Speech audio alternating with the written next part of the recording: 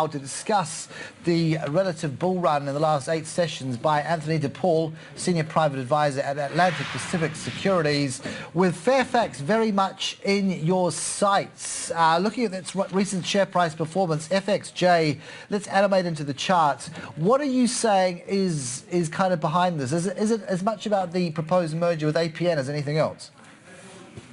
Good question. With Fairfax, we feel that a lot of investors at the moment are sitting on the sidelines because they don't want exposure to print. With the potential merger of APN, it actually reduces their exposure to print, which will create a lot of additional interest in the company.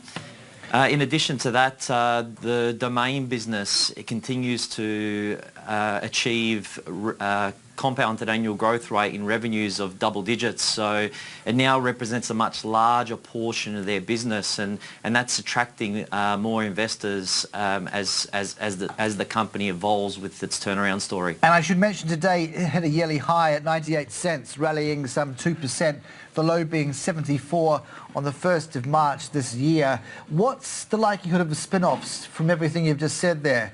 And what's the rationale for keeping it inside what's looking ever more like a fairly dysfunctional conglomerate, where you'd be better off splitting it off and having greater, I suppose, transparency as to the performance of the sum of the parts? Good question. With the potential demerger of their print, I think there might be some potentially some corporate politics going on behind the scenes, and in addition to that, a potential loss of strategic benefits with Domain if they demerge at the moment. And the reason why I say that, Domain at the moment gets a lot of leverage from their print mastheads, and they don't actually pay for that leverage. If they were to demerge now, it may actually have an impact on their margins. So that type of move would be more about the it's more about timing of an action like that. Yeah. They have tried a few years ago to give the market a bit more clarity and a bit more visibility on that part of their business by separating the management and the reporting and appointing a CEO, Mr. Anton, to look after that part of the business. That has helped. It has helped the market, but any further talks about demergers to attract additional investors from the sidelines, I think that might not happen until the immediate to long term.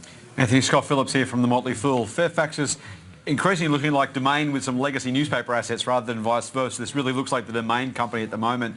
At one point in time, Fairfax looked pretty good value. If they stopped the bleeding in the metropolitan newspaper segment, if they basically said, look, we will ensure there's no losses made in this print business, that raises the obvious question, how long can Domain subsidise the rest of the business in that same context? As much as Domain is getting free advertising from Fairfax, at the same time, the Domain business, if you look at it from the other perspective, is effectively subsidising the newspaper business, particularly given those print assets. How long do they remain in print, and how long, frankly, does the market take before it says, look, we'll take the extra advertising cost, we don't want to be effectively saddled with the legacy business? Yeah, that's well debated in the market at the moment. The print side, I think, has to stay there long enough for the monetisation of their digital properties to mature.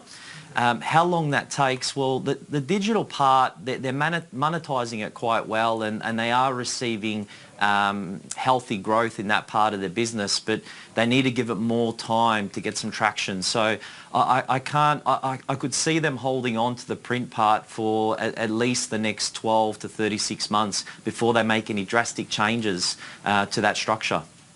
What do we make of this whole APN merger now? What is that going to unlock? Well, what's at the heart of that?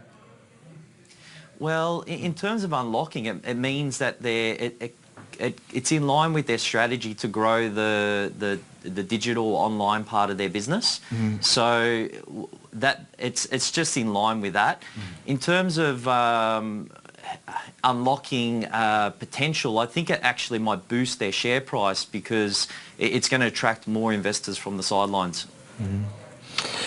Coming into play as well, just the idea that the relative decline You know, are you pointing the finger at the board? Are you pointing the finger at changing viewer habits? What do you, to your mind, is this a lesson in? I mean, because there's been a lot of cost out. You know, there's been a lot of cost out that hasn't really hit home. The finger should be pointed at a lot of the management decisions that were made pre-GFC. A lot of those assets were purchased, print advertising assets were purchased at the top of the cycle, and they held on to it right down to the bottom of the cycle and saw massive deteriorations in the group's value. And at the same time, pre-GFC, they passed on companies like Seek. They passed on companies like car sales, they passed on companies like REA. Yeah, but in fairness though, Anthony, no great newspapers of the world, none of them trade on classified advertising of that nature. None of them have held on to them and used that as their raison d'etre. They trade on great journalism. And you think of the FT, you think of the New York Times, you think of the Guardian. These are not papers that are beholden to rivers of gold in any shape or form. So why do we cling to that old nostalgia play as to why they have fallen from their perch? Well, at the time, what they should have done is they should have gone into the online space 15 years ago, and they failed to do that, and they failed to see a change in the cycles, and now they're playing catch up, you know, with Domain, etc. So. Domain, Drive, and also with their partnership with Nine, the joint venture. So it's a case of catch up, so you know they don't miss out, and also a case of better late than never. It just seems a big ask to predicate your whole business model on something that's fled already. You know, we can go back and lament sort of what year was it now? Pre-1990, when it all started to happen. But I mean, that's just kind of going backwards, not forwards. It doesn't actually, it becomes very circular. And we're crying over spilt milk. It's happened, right? The business model. The new management have done a great job. You've got to take their hat off to them. They've sold assets like Trade Me for 600 odd mil. They sold the anyone can sell something though, can't they? I mean, anyone can sell something, and it doesn't take a sort of an Einstein to put a sales sign on a product and then flog it to the most willing buyer. What was so great about that? Well, at the time they had net debt significantly high, like 2008 I think it was above 2 billion, and in the space of 5 years they got it down to 0.7 billion, so that actually released a lot of pressure off them financially. Because now we don't know what they represent though. That's the problem, isn't it? We're sort of struggling to say what is left, what does it stand for as a company, what are you actually buying? Are you buying A, B or C? I think you're buying a company that's in a transformational phase, going that's still in the part of that journey, go from print to digital, and also you're buying a company that's more solid financially, that's able to do things like share buybacks that it did just a year or two ago, where they purchased 5% of their did a 5% buyback, plus they're paying a very healthy yield at these levels. So I think that's what you're buying when it comes to Fairfax. Plus you're buying an undervalued business. If you compare it to, for instance, online real estate company REA. REA is trading at, I believe it's 17.5 times EBITDA, whereas Fairfax, their domain business, is trading at about 11.5 times. So that was to my point earlier. Spin it out and let the market fully rate it, independent of all those other millstones round its neck. Yeah, I do feel they are concerned about what impact that will have on margins, because they'll have to pay for that leverage that they're currently getting. Plus, so, I mean, yeah, they're concerned at every turn, basically. Adam, your thoughts on that one?